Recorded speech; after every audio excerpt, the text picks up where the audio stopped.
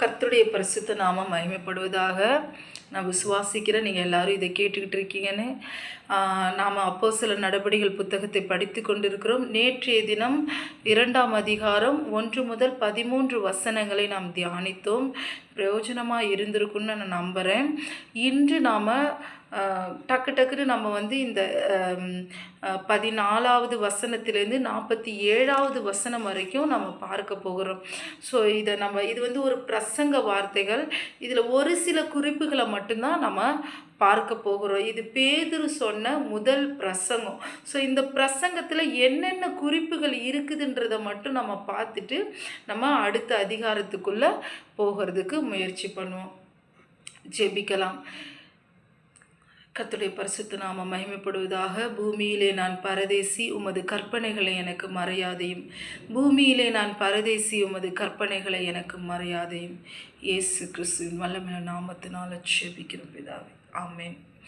கர்த்தருக்கு பிரியமானவர்களே, நேற்றைய தினம் நாம் பார்த்தோம் இல்லையா, தேவ ஆவியானவருடைய வரங்களை பெற்று அந்நிய பாஷைகளை பேசின சீஷர்களை, அப்போஸ்தலர்களை, அங்கே கூடியிருந்த ஜனங்களை ஒரு சிலர் என்ன பண்ணாங்க, கனப்படுத்தினாங்க. ஒரு சிலர் என்ன பண்ணாங்க, பரியாசம் பண்ணாங்க. இப்போ இந்த பரியாசம் பண்ணதை கேட்டதும் பேதுரு என்ன பண்ணுறாரு, எழும்பி நின்று பிரசங்கம் பண்ணுறாரு. சகோதரர்களே, நீங்கள் பார்த்தீங்கன்னா 14லேருந்து தொடங்குது. சகோதரர்களே, நீங்கள் இப்படி யோசிக்கக்கூடாது. காலையில் 9 மணிக்கே யாராவது இப்படி குடிப்பாங்களா அப்படின்ட்டு சொல்லிட்டு சொல்கிறாரு. பாருங்கள், 15வது வசனம் வாசிக்கிறேன் பாருங்கள். நீங்கள் நினைக்கிறபடி இவர்கள் வெறி கொண்டவர்கள் அல்ல, பொழுது விடிந்து 3ஆம் மணி வேலையாய் இருக்கிறதே. 3ஆம் மணி வேலைன்னா யூதர்களுக்கு காலையில் 6 மணிலேருந்து 6, 7, 8, 9. அப்போ அந்த 9 மணிக்கு, ஓகேவா, 7, 8, 9, ஓகே, 6 மணிலேருந்து அதுக்கப்புறம் 7, 8, 9, 9 மணி ஆகிட்டுருக்கு. ஸோ இந்த நேரத்தில் யாராவது குடிப்பாங்களப்பா, நீங்கள் தப்பான எண்ணம் கொள்ளாதீங்க அப்படின்னு சொல்கிறாரு. இது ஏன் இப்படி நடந்திருக்குன்னா, யோவேலினால் உரைக்கப்பட்டது. இப்போ யோவேல் 2, 28, 29, 30 நீங்கள் வாசித்து பார்த்தீங்கன்னா உங்களுக்கு தெரியும். யோவேல் அப்போவே சொல்லிட்டாரு, நான் மாம்சமான யாவர் மீதும் நான் அந்நாட்களில் என்ன பண்ணுவேன், பரிசுத்த ஆவியானவரை ஊற்றுவேன். அப்பொழுது ஊழியக்காரர்களும் ஊழியக்காரிகள் மேலும் நான் என்னுடைய ஆவியை ஊற்றுவேன், அவர்கள் தீர்க்க தரிசனம் சொல்லுவார்கள்னு சொல்லிட்டு யோவேல் தீர்க்கதரிசியின் மூலமா ஆண்டவர் என்ன பண்ணாரு, சொன்னார். ஸோ இந்த வார்த்தையை அவர் என்ன பண்ணுறாரு, இங்கே சொல்கிறாரு. அது மட்டும் இல்லை, 20வது வசனத்தை பாருங்கள். கர்த்தருடைய பெரிதும் பிரகாசமுமான நாள் வரும் முன்னே சூரியன் இருளாகவும் சந்திரன் இரத்தமாகவும் மாறும். அப்பொழுது கர்த்தருடைய நாமத்தை தொழுது கொள்ளுகிறவன் எவனோ அவன் ரட்சிக்கப்படுவான் என்று தேவன் உரைத்திருக்கிறார். இப்போ கிறிஸ்தவர்களுடைய நோக்கம் என்ன, அப்போஸ்தலர்களுடைய நோக்கம் என்ன, தேவனால் ரட்சிக்கப்பட்ட ஜனங்களுடைய நோக்கம் என்ன, எல்லாரும் ரட்சிக்கப்படணும். ஆண்டவர் பிதாவானவருடைய சித்தம் என்ன, எல்லாரும் ரட்சிக்கப்படணுன்றது. ஸோ அந்த ரட்சிப்பின் வார்த்தையை தான் முதல்ல அவர் என்ன பண்ணுறாரு, இந்த அடையாளங்கள் எல்லாம் எதற்கு காரணம், இப்படிப்பட்ட அடையாளங்களை பார்க்கிற நீங்கள் ரட்சிக்கப்பட வேண்டும் என்று சொல்லி இந்த இடத்துல முதல் குறிப்பு அவர் என்ன பண்ணுறாரு, வைக்கிறாரு. அப்படி வச்சுட்டு அதுக்கு திஷ்டாந்தமான வார்த்தைகளை என்ன பண்ணுறாரு, 1 by 1 காட்டிக்கிட்டு வராரு. பாருங்கள், எப்பொழுதுமே வேத வார்த்தையினால தான் நம்ம என்ன பண்ணணும், சம்பந்தப்படுத்தி பேசணும். ஏன்னா பரிசுத்த ஆவியானவர் சொல்லியிருக்கார் இல்லையா, பரிசுத்த ஆவியானவர் வேத வார்த்தைகளினாலே வேத வார்த்தையை என்ன பண்ணுவார், விளங்க பண்ணுவார். அதே போல் வைரத்தை வைரம் வெட்டும். வைரத்தை வெட்டக்கூடிய ஒரே ஆயுதம் எதுனா வைரம் தான். ஸோ அதனாட்டி இந்த வார்த்தைகள் ஒரு வைரத்தை போல, இந்த கிறிஸ்துவின் வார்த்தைகள் வேத பகுதியில் இருக்கிற ஒவ்வொரு வார்த்தையும் வைரம் போல். அந்த வைரத்தினால தான் நம்ம என்ன பண்ணணும், நம்ம ஈக்குவல் பண்ணி பார்த்து புரிந்து கொள்ளணும். நான் அநேகருக்கு சொல்லுவேன். இப்போ பாருங்கள், சிம்பிளாக உங்களுக்கு புரிய வைக்கிறேன் பாருங்கள். பழைய ஏற்பாட்டில் என்ன இருந்துச்சு, பல்லுக்கு பல், கண்ணுக்கு கண் இல்லையா. அப்போ புதிய ஏற்பாட்டில் என்ன இருக்குது, ஒரு கண்ணத்தை காட்டினா மறு கண்ணத்தை என்ன பண்ணு, காட்டு. உன்னை ஒரு 1 மைல் தூரம் நடக்க சொன்னா 2 மைல் தூரம் நட. இப்ப சில வசனங்கள பழைய ஏற்பாட்டிலேருந்து நம்ம புதிய ஏற்பாட்டில என்ன பண்ணணும்? கழிக்கணும். சில வசனங்கள என்ன பண்ணணும்? சம்மந்தப்படுத்தி பார்க்கணும். இப்ப பாருங்க அழகா யோவேல் சொன்னது இங்க நடந்திருக்கு. அப்ப பழைய ஏற்பாட்டு பகுதி எனக்கு வந்து ஒரு ரெஃபரன்ஸ் புக்கு. நான் அங்கேருந்து இங்க என்னத்த கொண்டு வந்திருக்கேன். அங்கேருந்து எத நான் இங்க கொண்டு வரக்கூடாதுன்றத நாம புரிந்து வேதத்த படிக்கணும். இப்ப பலிபீடங்களை குறித்து லேவியராகமத்தில் நம்ம படிக்கிறோம். அப்போ பலி என்ன பண்ணுச்சு? இங்கே முழுமை பெற்றுச்சு. கிறிஸ்துவானவர் மரிக்கும் பொழுது அது என்ன பண்ணிடுச்சு? நிறைவடைஞ்சிருச்சு. கிறிஸ்துவுக்கு பிற்பாடு நம்ம பலி செலுத்த வேண்டிய அவசியமே இல்லை. அவரே நம்மளுடைய கிருபாதார பலியாக இருக்கிறார். அப்போ ரட்சிப்பு அவர் மூலியமாக தான் நமக்கு என்ன பண்ணுது? கிடைத்திருக்குது. இப்போ பாருங்க 22வது வசனம் வாசிக்கிறேன். இஸ்ரவேலரே, நான் சொல்லும் வார்த்தைகளை கேளுங்கள். நீங்கள் அறிந்திருக்கிறபடி நசரனாகிய இயேசுவை கொண்டு தேவன் உங்களுக்குள்ளே பலத்த செய்கைகளையும் அற்புதங்களையும் அடையாளங்களையும் நடப்பித்து அவைகளினாலே அவரை உங்களுக்கு வெளிப்படுத்தினார். இப்போ 3 வருஷம் கர்த்தராகிய இயேசு கிறிஸ்து ஊழியம் செய்தார் இல்லையா? அவரை அறிந்தவர்கள், சீஷர்களே, ஊழியக்காரர்களை அறிந்தவர்கள் அங்கே கூடி இருக்காங்க இல்லையா? அந்த அடையாளங்கள்லாம் பார்த்தீங்க இல்லையா? அவர் தாங்க அந்த இயேசு கிறிஸ்து. அதுக்கு அடுத்தது சொல்றாரு பாருங்க 23வது வசனம். அப்படி இருந்தும் தேவன் நிர்ணயித்திருந்த ஆலோசனையின்படியேயும் அவருடைய முன்னறிவின்படியேயும் ஒப்பு கொடுக்கப்பட்ட அந்த இயேசுவை நீங்கள் பிடித்து அக்கிரமக்காரருடைய கைகளினாலே சிலுவையில் ஆணி எடுத்து கொலை செய்தீர்கள். இதில் 2 பிரிவினர் இருக்காங்க. நீங்கள் பிடிச்சு அக்கிரமக்கார கையில் ஒப்பு கொடுத்தீங்க. அதாவது யூதர்கள் தான் ஆண்டவரை பிடிச்சாங்க. ஆனால் யாருடைய கையில் ஒப்பு கொடுத்தாங்க? ரோமர்கள் கையில் ஒப்பு கொடுத்தாங்க. ஏன்னா யூத பரம்பரையில் கொலை செய்யக்கூடிய அதிகாரம் இல்லை. 10 கற்பனைகளில் இருக்கு இல்லையா? கொலை செய்யாதிருப்பாயாக. அதனாட்டி இவங்களுக்கு கொலை செய்யக்கூடிய அதிகாரம் இல்லை. அதனாட்டி ரோம சட்டத்தின் கீழாக கிறிஸ்துவை என்ன பண்ணாங்க? கொலை செய்தாங்க.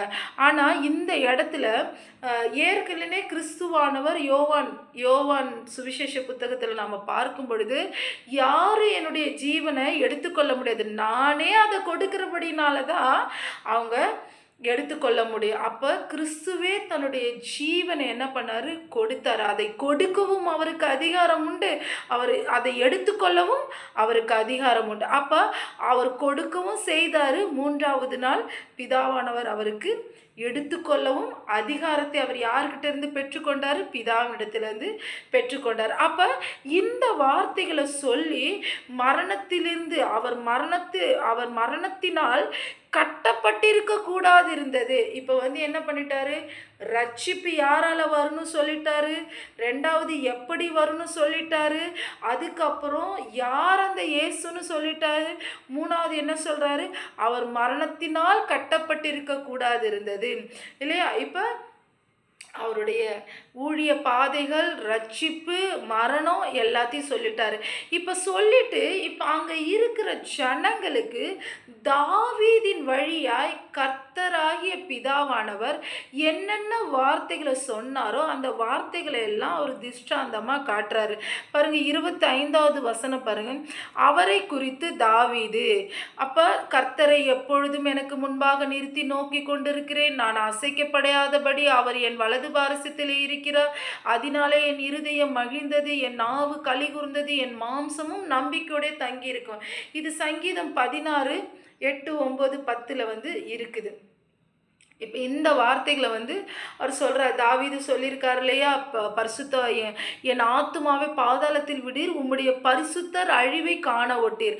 அப்போ பரிசுத்தமுள்ள கிறிஸ்துவோடைய அழிவை நாம் காண மாட்டோம். இப்போ பிணங்கள் எப்படி அழிந்து நாரி போகும், இப்போ அவர் எப்படி உயிரோடு எழுந்தார்?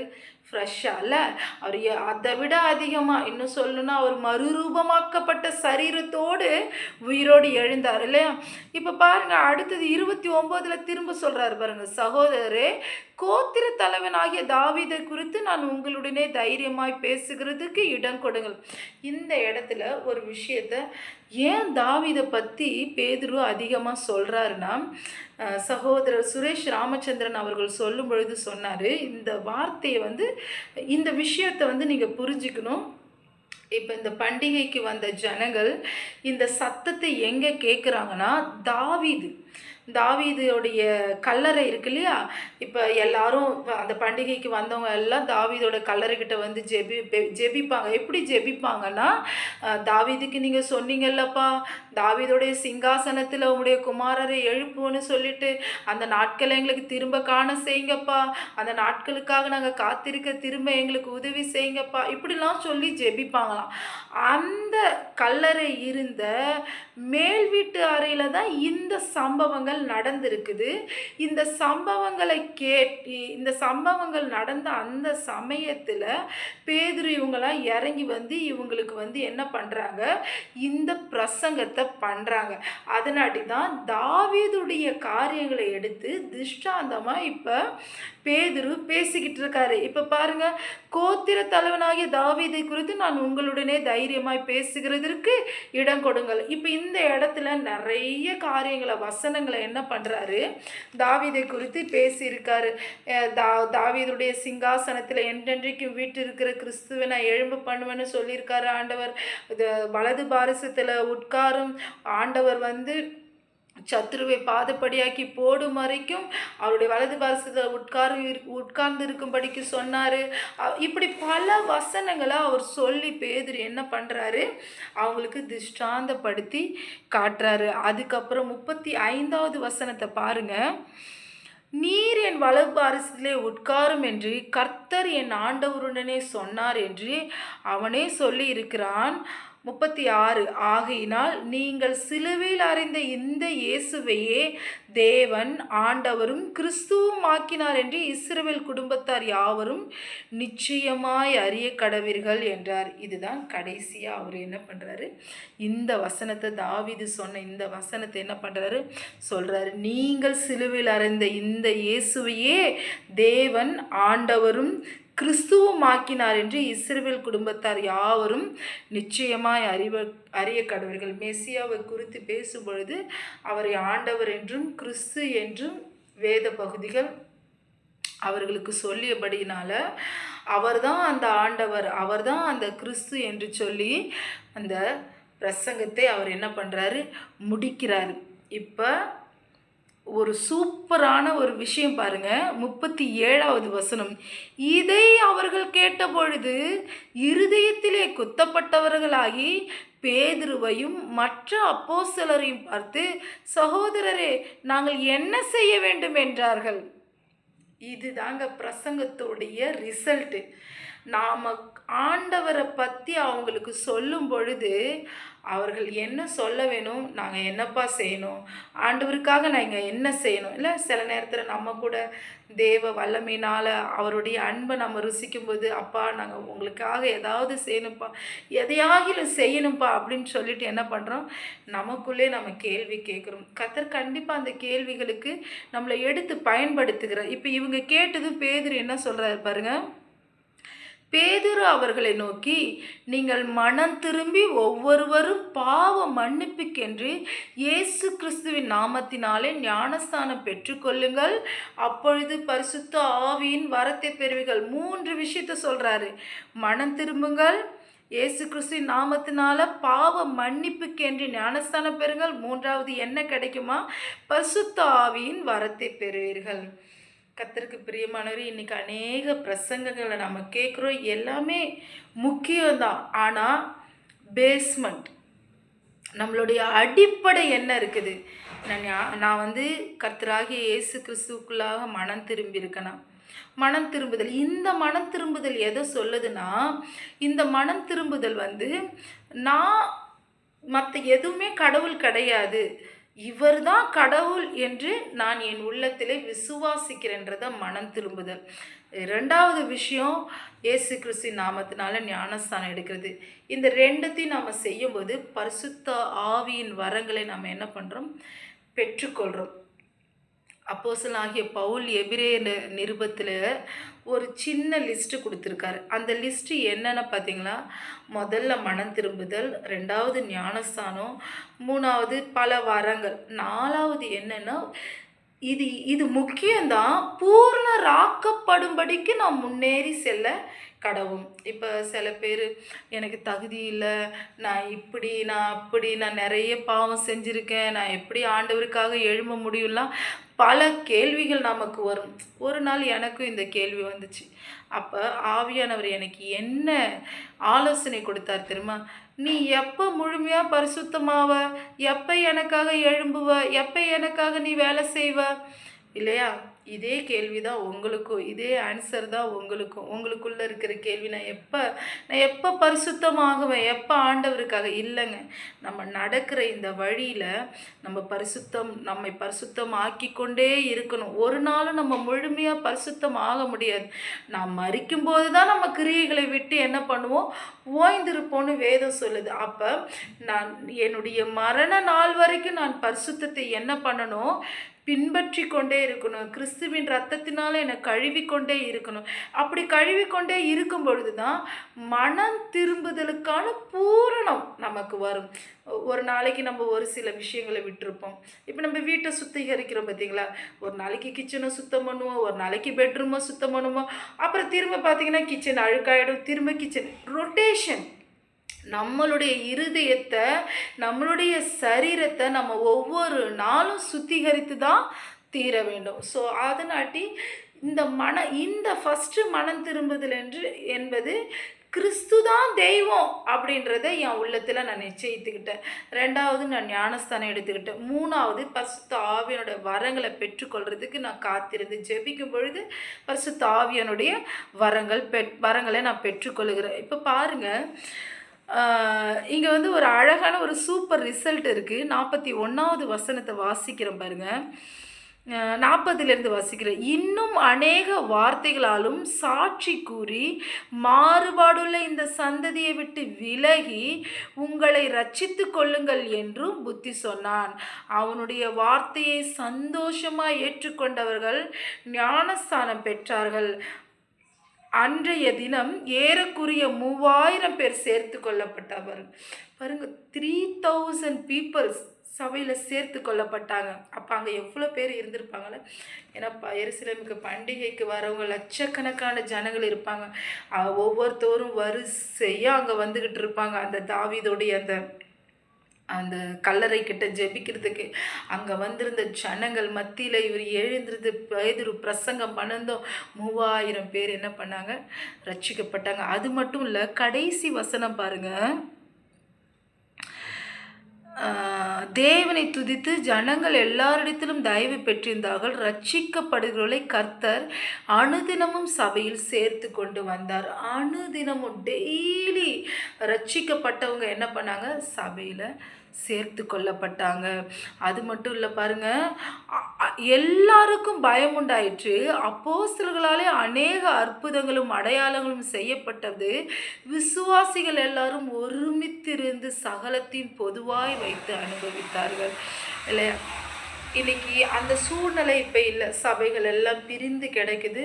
ஓகே, அது எல்லாமே தேவனுடைய திட்டத்தின்படி கூட இருக்கலாம். ஆனால் நம்ம ஒருமனப்பட்டவர்களாக, நீங்கள் எந்த சபையை சேர்ந்தவனாலும் இருக்கலாம், சிஎஸ்ஐயாக இருக்கலாம், சிஎன்ஐயாக இருக்கலாம், டிபிஎம்மாக இருக்கலாம், எதுவாக வேணால் இருக்கலாம். ஆனால் நாம் ஒருமனப்பட்டவர்களாக ஒரே ஒரு சிந்தனை தான் இருக்கணும். கிறிஸ்துவுக்காக நான் எதையாகிலும் செய்யணும். கிறிஸ்துவுக்காக அநேகரை தேவனுடைய ராஜ்யத்தில் சேர்த்து கொள்ள நாம் அழைக்கப்பட்டிருக்கோம். நான் சொன்ன பார்த்தீங்களா, நம்முடைய அழைப்பு என்ன தெரியுமா? இதுதாங்க. தேவனோடு சீஷர்களாக இருந்தாங்க 3.5 வருஷம். இந்த அப்போஸ்தலர்கள் 12 பேரும் என்ன வேலை செஞ்சாங்க தெரியுமா? அநேகருக்கு கர்த்தராகிய இயேசு கிறிஸ்துவின் ரட்சிப்பை குறித்தின சுவிசேஷத்தை சொன்னாங்க. இதுதாங்க நம்மளுடைய அழைப்பு. சிலர் எத்தனையோ விதத்தில் அழைப்புகள் இருந்தாலும் இதுதான் பிரதான அழைப்பு. பவுல் சொல்கிறார் இல்லையா, எனக்கு சூழ்நிலை கிடைச்சாலும் கிடைக்கலனாலும் நான் பிரசங்கிப்பேன் இல்லையா? நான் பிரசங்கிக்காவிட்டால் எனக்கு ஐயோ. அது ஒவ்வொருவரோட தலையின் மேலே போடப்பட்ட கடமையாக இருக்கிறது. நமக்கு எப்போல்லாம் வாய்ப்பு கிடைக்குதோ அப்போல்லாம் கர்த்தரை பற்றி நாம் என்ன பண்ணலாம், பேசலாம். பார்த்திங்கன்னா இந்த வசனங்கள் இதுதான் பிரசங்கத்தின் அடிப்படை ரட்சிப்பு, கிறிஸ்துவின் நாமத்தினால மனம் திரும்புதல், ரட்சிப்பு, ஞானஸ்தானம், பரிசுத்த ஆவியுடைய வரங்கள், இதுதான் அடிப்படை. இந்த அடிப்படை தான் நீங்கள் பார்த்தீங்கன்னா அப்போஸ்தலர் நடபடிகள் முடிகிற வரைக்கும் இந்த பிரசங்கம் தான் ரிப்பீட்டடாக வரும். எப்படி ரிப்பீட்டடாக வரும்னா, தாவீதுக்கு சொன்னது, யோவேலினால் சொன்னது, தீர்க்க தரிசனங்கள் எல்லாம் நிறைவேறிடுச்சு அப்படின்னு சொல்லிட்டு இந்த பிரசங்கங்கள் தான் திரும்ப திரும்ப என்ன பண்ண போகுது, நமக்கு வரப்போகுது. இப்போ பேதுரு முதல் பிரசங்கத்தை பண்ணி 3000 பேர்களை ரட்சிக்க செய்தார். அடுத்தடுத்து பார்த்திங்கன்னா இது 5000ல் மாறும். அதுக்கப்புறம் கணக்கில்லாமல் போய்கிட்டே இருக்கும். ஸோ இப்படி கிறிஸ்துவின் ஊழியம் அந்நாட்களில் தொடங்கினது. இதுதான் ஆதி திருச்சபை. இந்த ஆதி திருச்சபையிலிருந்து தான் இன்றைக்கி இருக்கிற அத்தனை திருச்சபைகளும், எந்த திருச்சபைகளும் நம்ம குறை சொல்ல முடியாது. ஆர்சி சபையை குறை சொல்ல முடியாது. அவங்கள்ட்ட இப்போ நம்ம ரெவலேஷனில் 7 சபைகள் இருக்குது. அந்த 7 சபைகளின் நிழலாட்டங்கள் தான் இப்போ இருக்கிற சபைகள். ஸோ இப்போ 7 சபைகள்லையும் பாருங்கள், எல்லா சபையிலும் ஒரு குறை இருந்துச்சு. ஸோ அந்த குறைகளை நிவர்த்தி செய்கிறதுக்கு நாம் சபைகளில் இருந்து முயற்சி செய்யணும் இல்லையா? சபை முக்கியம். ஸோ சபை கூடி வருதலை நீங்கள் எப்பொழுது என்ன பண்ணக்கூடாது, விட்டு விடக்கூடாதுன்னு எபேசியர் புத்தகத்தில் இருக்குது. ஸோ அதனாட்டி ஒவ்வொரு நாளும் நம்ம சபைக்கு என்ன பண்ணணும், போகணும். நான் உங்களுக்காக செபிக்க விரும்புகிறேன். ஹல்லேலூயா, சோத்திரம் அப்பா, நல்லவரே, பரிசுத்தரே, இந்த நாளில் ஆண்டவரே அடிப்படை பிரசங்கத்தை நீர் எங்களுக்கு கற்றுக் கொடுத்தீர், நன்றி செலுத்துகிறோம். அடிப்படை ஊழியத்தை எங்களுக்கு கற்றுக் கொடுத்தீர், நன்றி செலுத்துகிறோம். அடிப்படையான அழைப்பை எங்களுக்கு கற்றுக் கொடுத்தீர், நன்றி செலுத்துகிறோம். இந்த வார்த்தையை கேட்ட ஒவ்வொரு சகோதர சகோதரிகளுடைய உள்ளத்தில் தேவ ஆவியானவர் உமக்கென்று வைராக்கியமாக எழும்பத்தக்கதாக கிருபை செய்தருளுங்க. இயேசு கிறிஸ்துவின் வல்லமையுள்ள நாமத்தினால ஜெபிக்கிறோம் பிதாவே, ஆமென்.